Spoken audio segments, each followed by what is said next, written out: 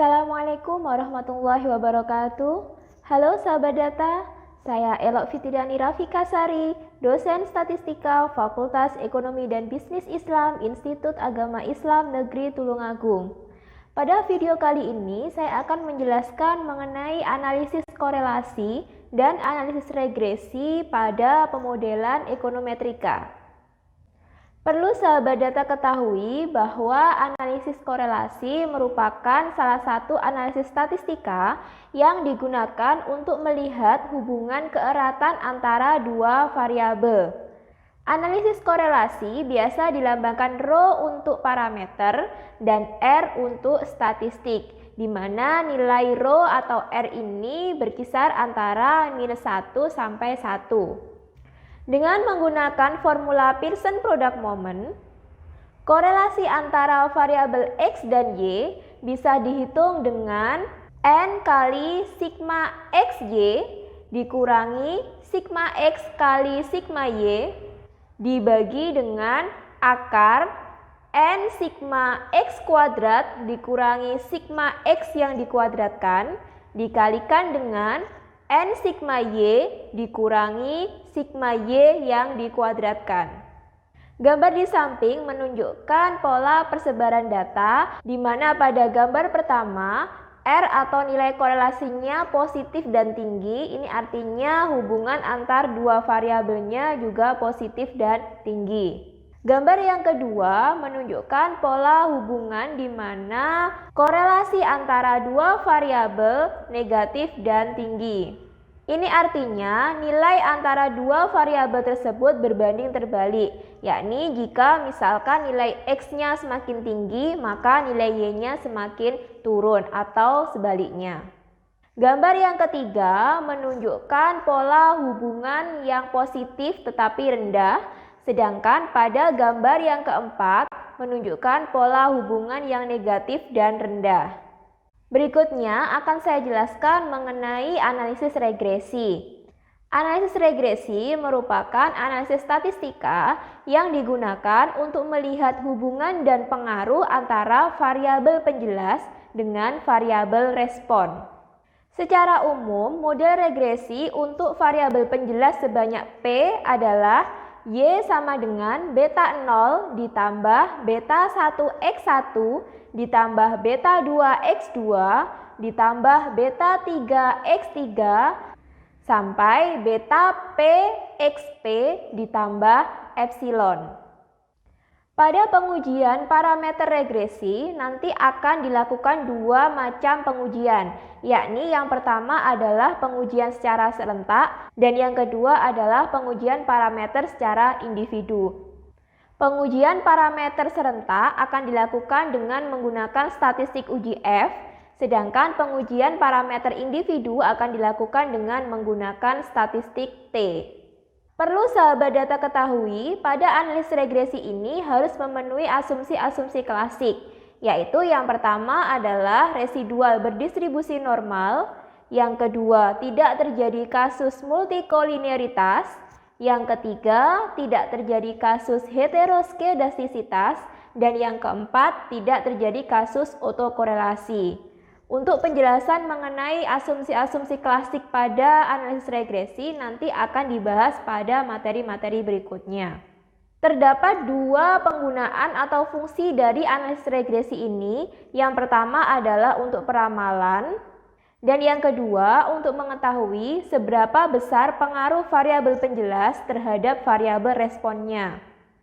Untuk tujuan peramalan diperlukan kriteria R-square, di mana ketika model regresi tersebut memiliki nilai R-square yang tinggi, maka hasil ramalan atau prediksi yang diperoleh juga akan semakin baik. Sedangkan untuk tujuan yang kedua, yakni untuk mengetahui seberapa besar pengaruh dari variabel penjelas terhadap variabel respon, ini tidak hanya diperlukan kriteria R-square saja, melainkan juga pada model regresi harus terpenuhi semua asumsi-asumsi klasik yang sudah saya sebutkan tadi.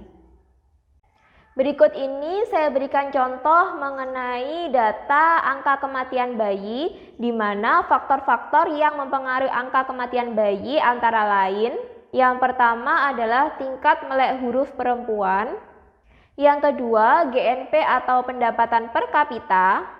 Dan yang ketiga adalah AKT atau angka kesuburan total. Nah, ini adalah data yang memuat nilai AKB, tingkat melek huruf perempuan, GNP, dan angka kesuburan total sebanyak 64 data. Selanjutnya akan kita lakukan estimasi parameter dan pengujian hipotesis dengan menggunakan software Minitab. Berikut ini adalah data yang sudah saya masukkan ke Minitab, di mana ada 64 data mengenai AKB, angka kematian bayi, tingkat melek huruf perempuan, kemudian GNP, dan angka kesuburan total. Seperti biasa, pada session kita aktifkan dulu enable comment, editor enable comment. Kemudian pada bagian MTB kita ketikkan regress, kemudian variabel responnya adalah AKB terletak pada C1, kemudian variabel penjelasnya ada 3, yakni TMHP, GNP, dan AKT. Jadi di sini saya tulis 3. Kemudian variabel penjelasnya ada di C2, C3, dan C4. Kemudian titik, lalu enter. Nah, kita lihat persamaan regresinya di sini. Angka kematian bayi atau AKB sama dengan 170 dikurangi 1,77 TMHP dikurangi 0,00553 GNP ditambah 12,6 AKT. Nah, kemudian selanjutnya kita lakukan pengujian hipotesis untuk masing-masing parameter. Yang pertama, untuk parameter TMHP, di sini nilai P-nya atau P-value-nya 0,000 yang kurang dari 0,05, artinya TMHP ini berpengaruh signifikan terhadap angka kematian bayi, di mana pengaruhnya adalah negatif. Artinya, ketika tingkat melek huruf perempuannya semakin tinggi, maka angka kematian bayinya akan semakin kecil. Selanjutnya, untuk variabel GNP, nilai P-nya adalah 0,005. Dan ini juga kurang dari 0,05, yang artinya bahwa GNP berpengaruh signifikan terhadap AKB atau angka kematian bayi dengan pengaruh yang negatif. Artinya semakin tinggi pendapatan per kapita, maka angka kematian bayinya akan semakin turun. Begitu juga sebaliknya. Berikutnya untuk variabel AKT atau angka kesuburan total. Ini nilainya 0,004 yang kurang dari 0,05 atau taraf signifikansinya, yang artinya bahwa AKT ini juga berpengaruh signifikan terhadap angka kematian tinggi. Tetapi di sini pengaruhnya adalah positif, yang artinya semakin tinggi angka kesuburan total, maka angka kematian bayinya juga akan semakin tinggi. Sebaliknya, ketika angka kesuburan totalnya menurun, maka angka kematian bayinya juga akan menurun. Ini tadi adalah pengujian parameter secara individu, karena kita lihat satu persatu untuk masing-masing variabel. Kemudian, untuk pengujian secara serentak, bisa dilihat pada bagian analisis varians atau pada bagian ANOVA ini, di mana P-value-nya adalah 0,000 yang kurang dari 0,05. Ini artinya secara serentak variabel AKT, GNP, dan TMHP ini berpengaruh signifikan terhadap angka kematian bayi. Dengan total pengaruhnya adalah 74,6%.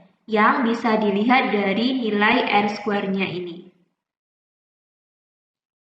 Demikian tadi penjelasan mengenai analisis korelasi dan analisis regresi pada modul ekonometrika. Kita ketemu lagi pada materi-materi berikutnya. Terima kasih atas perhatiannya. Wassalamualaikum warahmatullahi wabarakatuh.